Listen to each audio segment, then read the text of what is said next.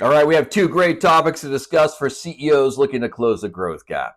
First up, we take a look at buying committees and hidden buyers on those committees in B2B SaaS and what a CEO needs to do to address them. And second, we look at difference degradation and making sure that you don't do that because you're going to be competing against the larger brand with more resources. So we'll dive into what that means for your company. So let's get started. Okay, let's kick things off with this article. The title is "The Real Job of B2B Marketing is to Make It Easy for the Buyer Group to Agree." And so buying groups are all the rage right now on LinkedIn. You see a ton of posts about buying committees, buying groups, how they purchase, what they're made up of. And so this article by 𝗵𝗵 Turner and Jann Schwarz talks about research that the B2B Institute and Bain and Company did on buying committees. And they have an interesting perspective that I have not seen before. They start the article off just by going into how B2B buyers make decisions, but then they get in specifically about their experiment. And so we decided to look at the social and emotional group-based decision-making dynamics of buyers of high consideration, high-value tech purchases in large enterprise companies. So that's what they're looking at. And their sample is 515 buyers who've made purchases valued in multiple billions of dollars. They looked at multiple countries. 64% of the sample was from companies with more than 10,000 employees. And what's interesting is they broke the buying committees into two segments. We call the first segment target buyers. They are the product experts from technology, infrastructure, and IT. We call the second segment hidden buyers, and they're the process experts from procurement, finance, and legal. And so the target buyers are the ones who are looking for the solution. So they're the experts. They're looking for a solution that they want to implement. What's interesting here is the hidden buyers. And they say we call the second segment hidden buyers. They are the process experts from procurement, purchasing, finance, and legal. And they go on to say hidden buyers play an incredibly important role in the buying process, but they don't show up in the marketing engagement ecosystem because they aren't interested in becoming product experts. They don't download white papers or attend webinars or get served ads. So they are more or less invisible in terms of generating signals of marketing intent. That's why we call them hidden buyers. Now, there's a lot of existing work on buyer personas, and it usually looks something like this. Some buyers care about technical specs and product features that they'll be using themselves. Their colleagues who don't touch the product directly care a lot more about the economic benefits that the product creates. This is not wrong, but is still simplistic, rational view that does not account for the behavioral motivations that drive buying groups. We want to explore the extent to which hidden and target buyers are motivated by group-based emotional needs. And so their findings, hidden and target buyers have almost equal decision-making influence in the buyer group, which is an interesting takeaway. I mean, based on their research, you can see here's a graphic. The target buyer has 51%. Decision-making influence, the hidden buyer 49%. So basically equal. And so those hidden buyers hold a lot of weight in the decision-making process. Number two, hidden buyers care most about reliable brands, peace of mind, and vendors that are trusted by my peers. So hidden buyers are concerned about risk. They want to make sure that it's reliable, that it's going to work, that it's trusted. And so they're very concerned about risk. Target buyers care most about advanced features, transformational potential, and innovation. Now, this is which you would expect. Now, this is interesting. Products are overwhelmingly unlikely to be bought when they're not known by the whole buyer group. Shared knowledge of the brand matters more than price, product, or expert recommendation. Brand influences hidden and target buyers, but influences hidden buyers much more. So, a couple of key takeaways here is one is that their hidden buyers hold a lot of weight in the decision-making process. They really care about risk. They want to make sure that the product works, not about the functionality. And so they're trying to minimize risk. And then they want to be familiar with the brand. They want to have a trusted brand that everyone is familiar with. And the entire buying committee is going to make their decision on whether they know the brand or not. And so here's a graphic that they present that kind of highlights some of these points. So top drivers for hidden buyers. Driver is the most reliable brand, giving me peace of mind. gives the most protection from risk, even at the cost of some innovation. And number 3, the vendor is the top brand in the industry and is trusted by my peers, even though it's not the most advanced. And so they're not concerned about the functionality. And so what does this mean? Well, for us, and here's one other stat here, which I think is interesting. 81%, almost everyone knew the brand at the start. And so this is the 2 takeaways for CEOs is, one is that you need to make sure that your marketing team is building brand familiarity. And so it can't just be about, short near-term marketing efforts like paid search, things like that. You need to make sure you're building brand familiarity. So that's an important initiative for your marketing team to pursue.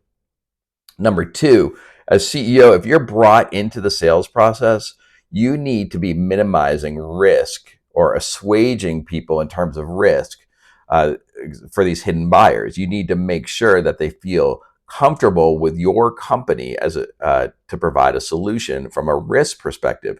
You don't need to be the product expert. When you're sitting at that table or on the phone call, you don't need to be the product expert. What you really need to do is make sure that you're able to assuage their risk. And that's really important in your role as CEO, is to make sure that you're addressing those concerns. And so the 2 takeaways, like I said, is making sure that your marketing team is making your brand familiar. People aren't going to choose you if they're not familiar with the brand. And number 2, when you're going into the sales process, as you're helping people make their decisions, make sure that you're addressing their concerns around risk. You don't necessarily need to be the product expert, but as the face of your brand, the face of your company, you need to make sure that you're addressing any risk concerns that they have. Okay, now let's look at this post by Joe Daniels. He starts off by saying, I'm going to launch a product that does exactly the same things as all the others. Said no founder ever. And yet that's exactly what ends up happening. Startups that spring into existence to fill a gap in the market end up becoming like all the others in their category. What gives? What happens because of something I call difference degradation? Over time, various external pressures slowly but surely erode any semblance of difference until eventually there's no difference left. And that's bad, because it means you have to scrap it out with the competitors working harder and harder to hit those growth targets. Now, this is something we see all the time when we work with challenger brands, whether the CEO pushes to get to functional parity. And the problem with achieving functional parity, it means you're just on par with the leading brand. And that means you're going to lose out, because the leading brand has more resources and they have more awareness. And so people are going to choose them. If you're just achieving functional parity, if you're the same, people are going to choose the leading brand every single time. And so what you want to do instead as the CEO, when you're looking at your product roadmap, be the best at something, be world-class, be way better than your competitors in a specific area, rather than trying to achieve functional parity. And the reasons for this are threefold. One, as I mentioned, if you're just the same, you're going to lose because your larger competitor has more brand awareness and more resources. And so people are going to choose them. Number 2 is, even if you reach functional parity, because your larger competitor has more resources, their functionality is going to be better across the whole suite. And so your product is going to be second rate in many of these areas. And this is another thing we see when they try to achieve functional parity. They just don't have the development resources. They don't have the product resources to make it as good as a larger competitor. And so your product's not even going to be as good as your larger competitor. And then finally, and this is something that we've seen too, is that when ultimately many of these companies want to exit, and a common exit strategy is that the leader in the space will buy a smaller player. But the leader doesn't want to buy the smaller player if all they're getting is their same functionality, but that's not as good. Like, that's not an attractive purchase. Instead, if you offer something unique, something differentiated, something better, now that becomes interesting. So there's 3 things to consider here when you're looking at your product roadmap and what you want to focus on. One is that if you achieve functional parity, your larger competitor is going to win because they have more resources and they have more brand awareness.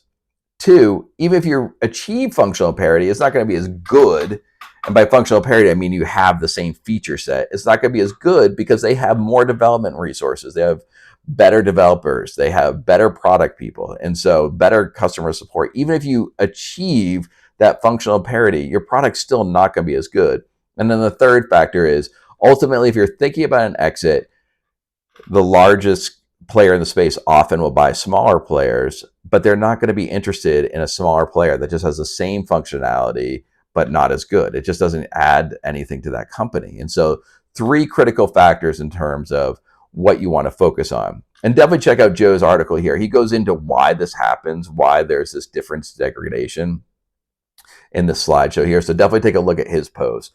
But the key takeaways here is make sure that you remain differentiated if you're a challenger brand. It's really important. All right, 2 important points to consider today. First up, when you're thinking about buying committees, think about those hidden buyers and making sure that you address their concerns around risk and making sure your brand is as familiar as possible. Those are the 2 critical things for these hidden buyers on the buying committee. You may not see them up front, but they're there and they hold a lot of decision-making power, equal decision-making power. And so making sure you address risk and brand familiarity is absolutely critical to be able to sell to them. And the second thing is making sure that you avoid difference degradation. You want to make sure your product is outstanding in a specific area rather than just trying to achieve feature parity with the leading brand in your category.